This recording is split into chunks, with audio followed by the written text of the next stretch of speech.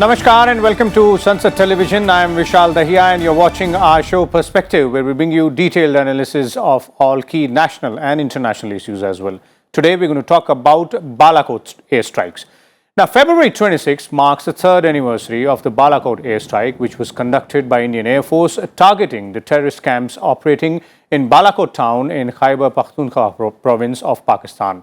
12 days after a convoy of vehicles carrying CRPF personnel was attacked by a suicide bomber plotted by Jaish-e-Mohammed in Pulwama district of Jammu, the Indian Air Force jets crossed the LOC in J&K and bombed Jaish terror camps in Balakot with precision-guided missiles.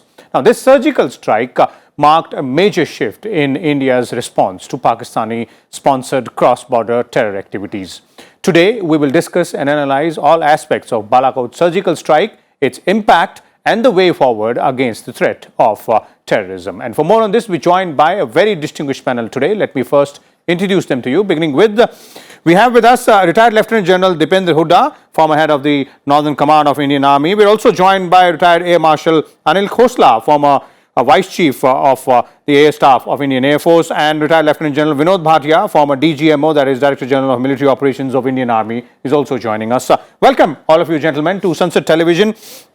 I'll begin with you, General Hooda, and I'll start with a simple assessment for our viewers to understand in terms of what went down in the Balakot surgical strikes. What was the planning and how was it carried out? So thank you very much for inviting me. I think the answer to how the planning was done and how it went down, I think can be answered better by Air Marshal Khosla. Indeed. I just want to raise two sort of important issues, and that is to do with the messaging that that India sent out. And the big message was that our tolerance for terrorist operations coming from across into Pakistan, and that tolerance has now become much lower, and that we are willing to use military force across the border in order to send a strong message to Pakistan that they should desist from terrorism. I think what the Balakot strike also did was, this whole nuclear bogey that Pakistan used to talk about, the nuclear blackmail that Pakistan would resort to. I think clearly we said that, we are no longer going to be sort of held hostage to this kind of threats of nuclear blackmail. And therefore, there is space for use of conventional forces to stop terrorism emanating from Pakistan. So I think these are two big messages that that were sent out from, by India to Pakistan. Okay, indeed, General Hooda, those are the two key elements, takeaways when you're talking about, and we'll dwell more on that as well. But since you refer the planning part to Air Marshal Khosla here, Air Marshal Khosla, a lot of aspects have been covered, a lot has been written, a lot has been talked about as well. But if you could take us back and what led to it, we are all very aware. But how did it all happen? Yeah, so now 3 years have gone past, and as you rightly said, everything has come out in the open media, quite a lot of it. And some true, some fiction, or whatever you call it. Anyway, so 3 years back, the trigger event you know about, and we had about 10 to 12 days of time to plan and refine.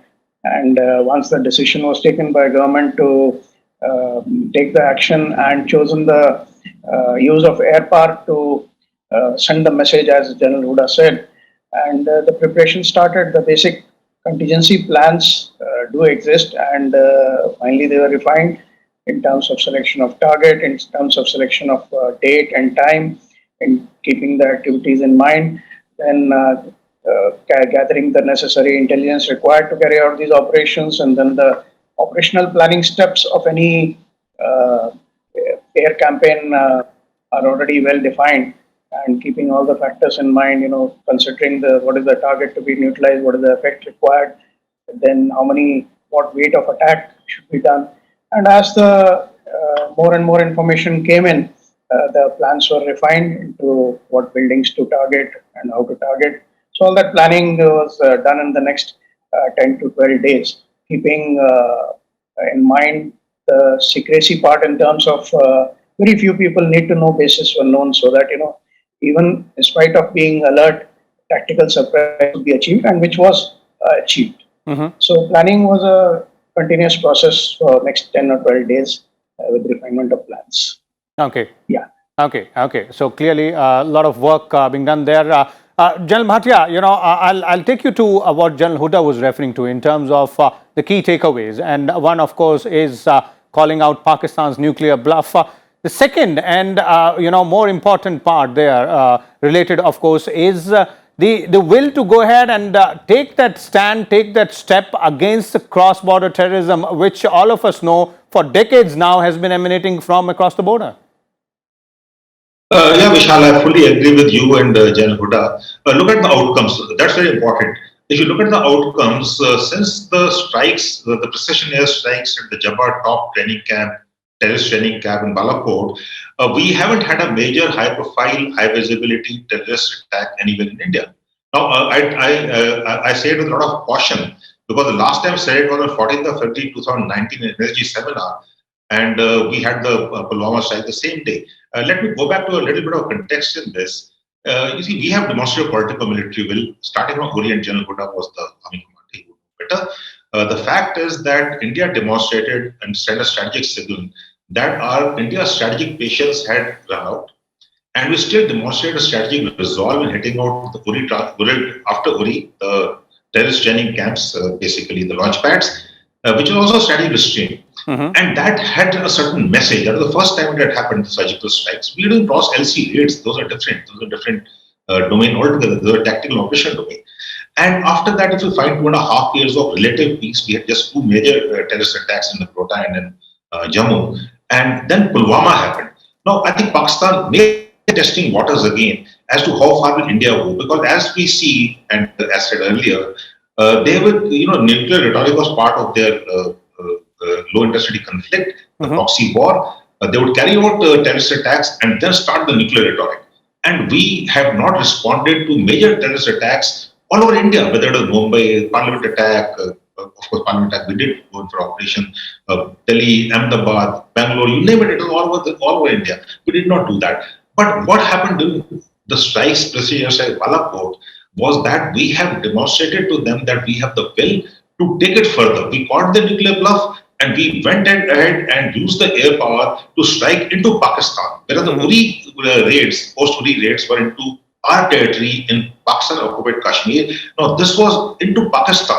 So that is, I think, the outcome was that. And since the last 3 years now, we haven't seen any high-profile attacks. So Pakistan understood that they can't cross our red lines. So that is a big takeaway from the precision airstrikes at Balakot. Okay. General Hooda, you've been there as far as the area and the region is concerned as commander of the Northern Command. They are dealing with the Pakistan's proxy war via terrorists being sponsored and trained by its deep state. The question I have is that in terms of strategic impact, that's one, and in terms of the strategy of utilizing such aspects or such ways of tackling the terror, how far have we gone, and what more needs to be done and can be done? I think, General Bhatia has also brought out, it's a complete change in the way we approach our counter-terrorist operations, in the way we approach the role of Pakistan in sponsoring proxy war in Jammu and Kashmir. And I think what we've shown is that we are no longer willing to be passive. We are no longer willing to carry out operations only on our side of the border in countering terrorism. And therefore, the impact of cross-border operations, and particularly the use of air power, which is a very, very strong message. I mean, air power used in Pakistan territory. This was the first after the 1971 war. So it obviously sent out a big sort of message. I think one mistake people do is in asking, how many terrorists were killed, what are the numbers, etc. And I think to me that's really not an important issue. The important issue is to convey our, strategic intent that we are willing to escalate, we are willing to use our military power in order to make sure that any major terrorist attack from Pakistan does not go unpunished. So that is the larger sort of strategic intent and the larger message, that has been conveyed. Okay. What do we need to do further? I think just the consistency in our approach. That is what we need to keep sort of telling Pakistan, that if you're going to do this, this is not a one-off thing. See, after the cross-border surgical strike of 2016, the next major attack, which was Balakot, was responded to by Airpower. So I think what India is saying is that there is this determination and there is this will that we are going to respond to any major terrorist attacks. And if we have a more consistent approach, I think that is something that was required. Okay. I'll bring in Marshal Khosla here as well on the similar point. But one very interesting aspect which I wanted to ask you, General Hooda, is the use of air power and the use of ground troops as well. If we do a sort of comparative analysis in terms of, because both have been done, the ground troops were used under your command, post Uri attack, and then in 2019 the Balakot surgical strike was carried out by Indian Air Force as well. What is the rationale or reason behind going in for one or the other, and what are the benefits and risks involved there as well? So it actually depends on what your plans are, what is the kind of message you want to convey. I just think it's a continuum, whether you use ground forces or you use air power. We sent, for example, during the operation, more than 100 soldiers across the line of control. So there are certain amount of risks that are associated with it. As far as air power is concerned, some people say the use of air power is escalatory. Although with the kind of precision systems that we have today, we can target terrorist camps which are in depth with great accuracy. So I think depending on the situation, both can be employed. Okay. But as I said, let's look at it as a continuum. Depending on what the situation is and how we want to tackle it, you can use any element of military power that you have. Okay, and the motive should be achieve the main aim, that is show our intent that we can act and we will act as well. Marshal Khosla, your views on the similar question there, the use of air power versus the use of ground troops. We've done both. Two points I'd like to highlight. One is, across the world, somehow the feeling is that the air action continues. And whenever you have boots on ground going into the other country, that is considered as escalatory, that is considered as, invasion. Whereas in our context, the use of air power was considered escalatory. But this incident and the use of air power and subsequent, de-escalation has proven that, it's not that it is escalatory in nature. It is just the shock and awe effect which it creates is great. As far as escalation is concerned, it can always be controlled by a mature outlook by the, the players. And second aspect is about whom to use. So it depends on what General Hooda said, that what message do you want to convey? What is the target you're choosing? What is the action you're choosing? And depending on that, whichever is the service which is best suited for that can be employed. It is not A or B, or whether army should be used or the air should be used, nothing like that. Okay. It depends on the what is the message you want to convey to the across. Okay. General Bhatia, do you agree with what both the gentlemen are pointing out here, that the element being used from the armed forces is not that important as the final message is? Of course, it will all depend upon the situation and the planning and the terrain as well. Yes, I agree with them totally, because you have to demonstrate a strategic intent, and the means you use are secondary thereafter. It's a strategic intent which is more important. And we have we should have a 3P strategy. We have a 3P strategy, that is proactive, punitive, and preemptive. So that was what was demonstrated both during Uri and during the Balakot airstrikes, when we chose the targets and we went on record saying that there's a preemptive strike where we find that the terrorists were ready to being launched for more terror attacks in our territory. So that is what the strategic signaling was. Both punitive, because it happened after Uri, and the other happened after Pulwama. So it was punitive and preemptive, and also it was a proactive strategy. So that is what Pakistan, the signal which has gone to the Pakistan of the world, is India today is a resilient, responsible nation. It will not sit back like it's happened for nearly 3 decades. And Pakistan has sponsored and supported terrorism impunity. in perpetuity. So that is what has changed. So I think Balakot changed when we use air power. It different sort of different signal that we are prepared for escalation. Every time Pakistan thought that when they talk of nuclear rhetoric, that India will not escalate. So that signal has sent that we are prepared for escalation. If you want to escalate, let's come out it.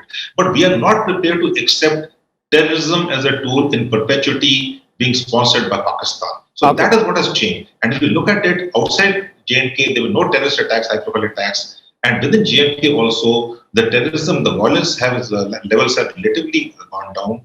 And it is of course linked to other things also after 5th August 2019. So things are improving, whereas our counter-terrorism strategy is a success. Okay. Now let's look at the way ahead from here onwards, as General Hooda was earlier referring to in his responses, that of course we will have to maintain that continuum and carry on with that strategic effects which these airstrikes, the surgical strikes did bring in. General Hooda, the geopolitical situation is rapidly changing. It has been almost 3 years now after those airstrikes. A lot of changes have happened in our immediate neighborhood when we look at Afghanistan as well. But the threat of terror still remains the same for us. So keeping in mind those changes as well as the strategy we have adopted so far, how would you advocate or see the kind of tweaking which we need to do or carry on with the way which we are doing? No, so as you said, situation has changed. In some ways, frankly, the situation has become a little more dangerous than it was because, with what has happened in Afghanistan and the Taliban rule that has come, and there is obviously some worry that, this will encourage terrorists within Jammu and Kashmir. It will encourage terrorist groups like Lashkar-e-Toiba and Jaish-e-Mohammed in Pakistan. So while we may not see Afghan Taliban coming into Jammu and Kashmir, certainly, it served as a morale booster to terrorist organizations in South Asia. Plus what we are seeing along the line of actual control with China. And therefore, I think we need to, based on what the situation is, constantly review and revise our plans. But I think the basic focus and the approach that has been adopted by India, that if there is a major terrorist attack from Pakistan, we are not going to be passive, but we are going to be active in dealing with it. And that we are willing, as General Bhatia said, to use military power and we are prepared for escalation. I think that strategy needs to continue. Okay. And of course, combined with that, India today has enormous sort of diplomatic and, influence around the world. And so that is also something that needs to be brought to bear on Pakistan. Economic sanctions, for example, can be done. So I think a whole of the government approach where we use all our sort of national power and use military force where required. I think that's the way to go forward. Okay. Air Marshal Khosla, your views there on the strategy to be adopted, the way forward when we're talking about this battle against terrorism. Air Marshal Khosla, can you hear me, sir? So I'll take on from where General Hooda left, and I fully agree with him that the government, whatever approach is taking, the consistency has to be there to show the resolve. Yes, we will use whatever means are required to deal with the situation.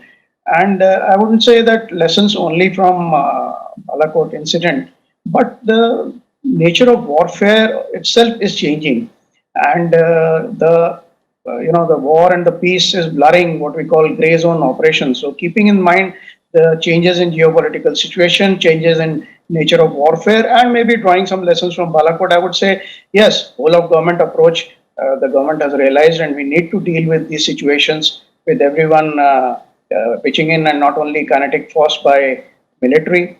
And a few other things is like the military reorganization or reorientation is required to deal with these situations which is taking place. And third was that diplomacy and defense diplomacy go hand in hand. And there is a lot of scope for defense diplomacy also to be effective, and it should be utilized. And one more points which I'd like to tag is the technology. The technology we need to induct into our forces to increase our deterrence value and not only wait for civil use of technology and then coming into military, but in parallel we need to do the R&D to get it in. And the last and the most important is information warfare, which has become a norm now, with the fake news and social media and other media. So we need to orientate ourselves to not only take actions, but also to have an effective system available to deal with the information warfare part of it. Okay. General Bhatia, your concluding comments there, sir, on the strategic aspects and various others pointed out by Air Marshal Khosla here as well in terms of the use of diplomacy along with the defense diplomacy and working on technological part as well. Yes, Vishal, I think the key issue still remains how to change Pakistan's behavior towards India. That still remains, and that we have to look at it in the mid to long term. It has to hold of our nation approach. Yes, militarily we are up to it. We have demonstrated in post Uri and post Pulwama both, but somehow we need to take it beyond that. And we have to see how to raise the cost. Pakistan raised a low cost, high effect proxy war for the last 3 decades plus now. Now we got to make the high cost low effect, and that's what we are trying. And we have to have a whole nation approach, like Khosla said. We have in Balakot. I think we did lose the information domain battle, where Pakistan made much of everything. And the fact that Sansad TV is doing this program for 3 years of Balakot, but I don't find anyone else doing it, is itself an indication that we are losing the information domain. So we need information warfare structures at the national level, where we exploit all this thing. After Uri we did well, but after Balakot, I think we did lose some space to the DGMO and the information domain. We have to look at changing that, and that has to be in the information domain, in the economic domain, military domain, diplomatic domain. We have to hurt the Pakistani army, because Pakistani army drives the India policy. Okay. And we can hurt the Pakistani army and the image of the Pakistani army. So that is the key challenge for India, how to change Pakistan's behavior in the mid to long term. Okay. So it'll have to be a multi-pronged strategy, as General Bhatia is referring to. Thank you so much, Lieutenant General Vinod Bhatia, Lieutenant General Deependra Hooda, and Air Marshal Anil Khosla as well for sharing your views and inputs. As our experts were pointing out very clearly, the Balakot airstrikes, or the surgical strike as they are well known, did have a very profound effect when we are talking about India's stand and India's willpower to go ahead and take action against the Pakistani-sponsored cross-border terrorism as well. The results are there for everybody to see, but we will have to keep on persisting, stay consistent in our approach there on this strategic aspect. We'll come back again with a different topic. Till then, keep watching Sansad Television. Thank you.